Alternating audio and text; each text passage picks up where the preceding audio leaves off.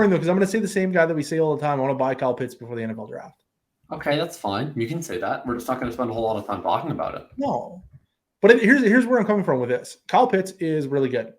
And I think it's pretty reasonable to suggest the Atlanta Falcons are not going to win any more games, which means that they could be in a position to pick pretty early and or have a very desirable trade up option with a higher picking team, like say the Chicago Bears. Because if the Falcons end up with the higher pick than say the Colts, then the Bears may elect to trade with the Falcons to get a little bit higher pick in return. In which case, then we're looking at potentially getting a non-Will Levis quality quarterback into Atlanta, which would be very good for Kyle Pitts and Drake London's value going forward. Kyle Pitts is tragically undervalued right now. He's like number 34 on Fantasy Calc. So we're talking about end of round 3 of a startup. You're picking Kyle Pitts, and that's pretty wild.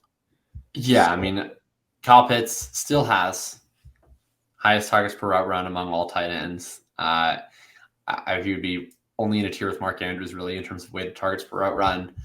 He's awesome. His offense sucks. His offense might continue to suck. That's possible, but he's very young. And he plays a position of scarcity, right? I think I've made this comparison either in the Discord or in articles or on Twitter or in this podcast or all the above.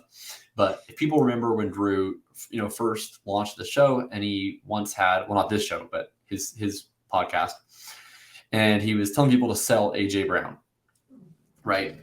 Who is also trapped in an Arthur Smith offense that was wasting a fantastic elite young pass catcher. And, to there made a certain degree of sense, because we could say A.J. Brown is an elite wide receiver who's capable of being, the wide receiver 1 overall in the right circumstances, but he's not going to have the right circumstances right now. And there are other similar bets that you can make that do have better circumstances. In this case, Kyle Pitts is similar in that he is a tight end capable of being a tight end 1 in the right circumstances. He probably won't have the right circumstances for a bit, but there aren't any comparable bets. There are other decent, good young tight ends. No one who's near Kyle Pitts' level in terms of how many targets he's earning, where he's earning them on the field, what his athletic ceiling is.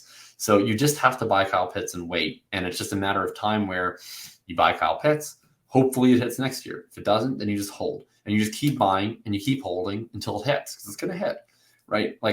And the threshold is also lower, right? The other thing was A.J. Brown was like, okay, well, what? Okay, this year I think A.J. Brown, I don't have it in front of me. He has, I think, in the high 17s in points per game, maybe 18 points per game. He's about 18 points per game. That's fantastic. It's not league breaking at the wide receiver position. It's really good. If Kyle Pitts hits 18 points per game, even 16 points per game in non-tight end premium, I mean, that is league breaking. So, the ceiling that you require in terms of actual production is not actually as high as it is a wide receiver. And you can be a lot more patient because there aren't as many comparable bets.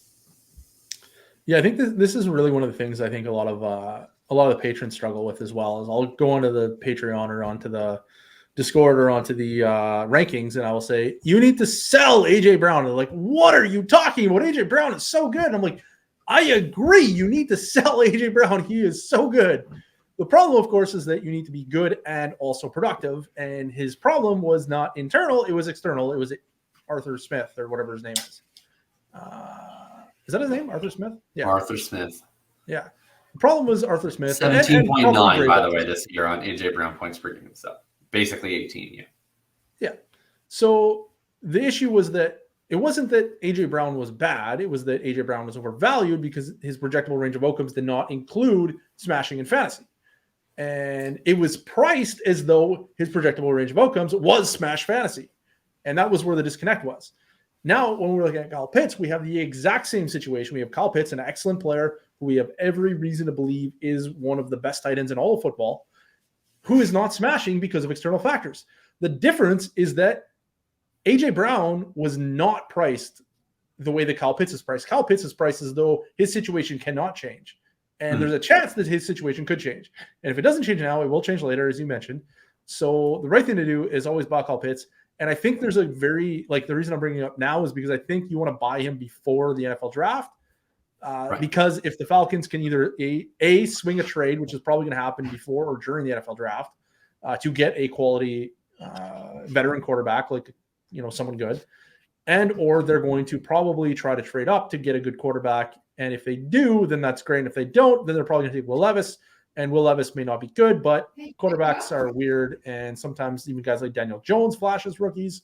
So it's possible that that it's not terrible, but it's probably going to be terrible. But the point is, he's not priced like he's good, and he should be priced like he's good. So that's my guy.